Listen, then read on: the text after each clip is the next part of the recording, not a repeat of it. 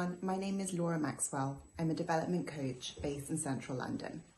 I'm doing a series of interviews called Mindful Conversations, where I interview different people about aspects of mental health. This is the first one. I hope you enjoy. Today, I am joined by my very good friend and hugely talented play therapist, early years educator and researcher, Anna McClure. Welcome, Anna. Hi, Laura. Anna has her own private practice in central London where she works with children ages 3 to 11 years old. Can you tell our viewers a little bit more about what you do and what led you to become an early years educator and therapist? Well, I originally actually did a law degree, pushed by my school, which was predominantly academic focused. Although I did think I wanted to be a teacher actually at that point. So I did the law degree and enjoyed the challenges, but I then was a bit lost after university. And while I was working in brand development, I came home one day crying my eyes out to my mum. And I was like, Mum, what am I going to do? I'm not happy. And she sat me down and she did a spider diagram with me. And she thought of all the things that I enjoyed doing. And it came out, being around children was one of the main things. And I always loved being around kids when I was younger, being a teen. Then I finally went down the Montessori education route in early years and taught at a German school in Dublin for 3 years. I then did a master's after that in early years education just to develop more theory around it, and I published my dissertation on play. So then after that, I did my PGCE in early years, and then I went on to teach reception and nursery mostly in Belfast and then in London. And during that time, I wanted to understand more how I could help children, because I used to look around my classroom and go, this is so amazing, being surrounded by these little fascinating personalities. It really didn't feel like work to me. Yeah. And I wanted to know how to help them more emotionally, particularly the children that struggled. So I did a course to help children through creative ways process emotions. Amazing. It's interesting that your mother used a spider graph. That's quite forward thinking. Creative of her. It's one of those things that sticks out in my mind, because a lot of my friends, they don't know what their purpose is. And for my mum to do that, it was amazing. Amazing. Yeah. Can you tell us exactly what is play therapy? Well, play is the natural language of a child because they can't verbalise everything that they're going through inside. So it is how they communicate. So through play and in a play therapy session, a child is able to express themselves and express things that might be repressed or hidden in the subconscious. So through creative ways such as puppets, art, clay, sand trays, a very good one as well, music, those sort of different elements, a child can connect with their subconscious, connect what's maybe going on in their body to kind of connect both the right and left brain, so that subconscious can be brought to the conscious and expressed. Interesting. And it's basically a way that children can emotionally process things that are going on in their life. And, I deal with a lot of children who are going through divorces, bereavement, even being highly gifted, intelligence-wise. I think that's something I deal with quite a lot. Interesting. And neurodiverse children, so maybe slightly on the spectrum or a developmental delay. Okay. So accepting themselves in those years. Okay. It suddenly just made me think of, well, perhaps there's play stuff for adults. Well, no, I'm actually not joking. When you actually go back to it, creative therapy and sort of alternative therapies are actually becoming quite popular for adults. And you can do, there was some people on my course that have gone on to work with adults. However, my niche is early years, but I do think it works. And I did some of my own therapy while I was training. I did actually went off and got some sand tray therapy myself to get through grief. Yeah. And it was really beneficial to observe my grief in a sand tray and see what was really going on with me. Yeah, I can see that being, I mean, a few of my friends have been doing this paint by numbers, and I know they're finding that very therapeutic. Yeah, exactly. Yeah. And even when I'm playing, I'm doing a lot of playing with children. I mean, I come back and I don't feel drained because I'm fiddling with the sand and the clay and the Play-Doh and things. I think it's helping me too. So in your experience, why are these early years so vital? Why are they so pivotal in terms of mental health and development later on in early adulthood and beyond? Well, there's a lot of neuroscience research which is kind of coming out, and the early years brain, so everyone's brain, is formed, apparently according to the Harvard Center of Developing Child, by age 5, 90% of the brain is formed. Oh my goodness. So if you think about that, those early years are so important. And anything that happens, any sort of adverse childhood experiences that happen in those years and they're not processed properly, then that can affect people for the rest of their lives. And I know myself from my own therapeutic journey and the deep journey I've been on, I've gone back to 4 or 5 with my therapy. So that affected me in the way I reacted in life. Yeah.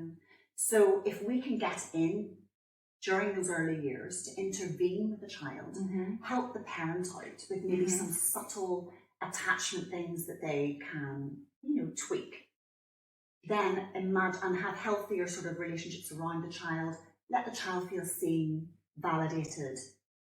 It just will make such a difference to that child to have those tools then. Okay. So the key age for you is that reception year. Would you say that is sort of the key age? I mean, I think all the formative years, so from like 0, my actual master's was from 0 to 8. So those sort of are very, very important, because if you get anything close to those sort of 5, 6, the earlier you get a child, the less years you have to go back. Sure. The brain is more malleable between the ages of 3 and 6. Makes sense. But if you can get, a 10-year-old, you only have so many years to go back. If you get a 70-year-old starting therapy, look how many years you have to go back. Can you tell our viewers what you feel are the key takeaways from your many, many years of experience working with children? My key takeaways are the real importance of the reception year at school. I suppose because I have so much experience in that, I realised how integral it is to the developing child, because there's so many new experiences. They're really first introduced to formal learning. They really start to make friendships, and they've got the ability to start sort of making those friendships and socialising. And it's so big in their world. You don't understand how big that year is. It's all about them. And for the parents. Exactly, the parents as well. It is a journey, and particularly parents with their oldest child, they need handheld, because it is really, really hard. Yeah. To see your child, it's like their first sort of independence. Yeah. You have to help empower them, but you just got to wrap them up with cotton wool, and I have to do the countdown hug in the classroom. I remember. For the adults, not just the children. Would you be able to suggest to our viewers some really interesting books for parents out there needing some helpful tips? Well, my favourite for basic neuroscience and an introduction to the right and left brain. So the left brain is the thinking brain, and the right brain is the creative brain. So when a child is dysregulated, Play-Doh or sand really can help that child in that moment, because they're not very logical. So that book is The Whole Brain Child by Daniel Siegel and Tina Bryson. That would be one that I would recommend for early years. And then the second book, which a parent actually recommended to me, and I have recommended it to my sister and some of my friends and other parents, and they seem to all be loving it, is Hate Me Now, Thank Me Later. It's about setting loving limits with the child, by Dr. Robin Berman. Interesting title. Okay. So moving on, let's talk about COVID and the impact that this has had on children and parents alike. Have you seen more parents come to you worried about children's mental health, worried about socialising, anxiety around that since the pandemic started? Well, I've really gone into this full time during the pandemic, because I could see how much mental health was going to be needed. Mental health support, and I've got to have these skills, so I'm going to do it. Yeah. But I have seen a real surge in separation anxiety problems, because children were at home with their parents more. So they've got so attached that, there's a bit of a sensory overload nearly going out into the world again. And then social skills as well. Play dates were on freeze for a while. So in those formative years, when the social skills are building, you know, those children didn't have them. So then there's a bit more social anxiety and they haven't had as much practice, you know. 100%. So play dates are very important now. And then I'm dealing with a lot of children who are year 2 and year 1. And I think they missed out on very key years where boundaries in the classroom are very, very important to help empower them. Yeah. So I'm dealing with a lot of anxiety, and it's only starting to lift when I kind of, you know, take them for a bit longer. And we work out maybe the trigger was actually then, if you think about it, because we can trace it back to it exasperated their issues. Can you tell me if there's something you've noticed, sort of a common trait among parents that you can say, okay, that is something that you're all doing wrong, or, you know, that's why this has happened, and sort of a commonality between? I think a lot of parents doubt themselves and they feel not good enough and they constantly can be doing more, but actually they just need to be. And they just need to go easy on themselves and don't feel guilty for having part of you as well. You know, parents who are very busy in their careers, those careers mean a lot to them and their children will look up to them in that.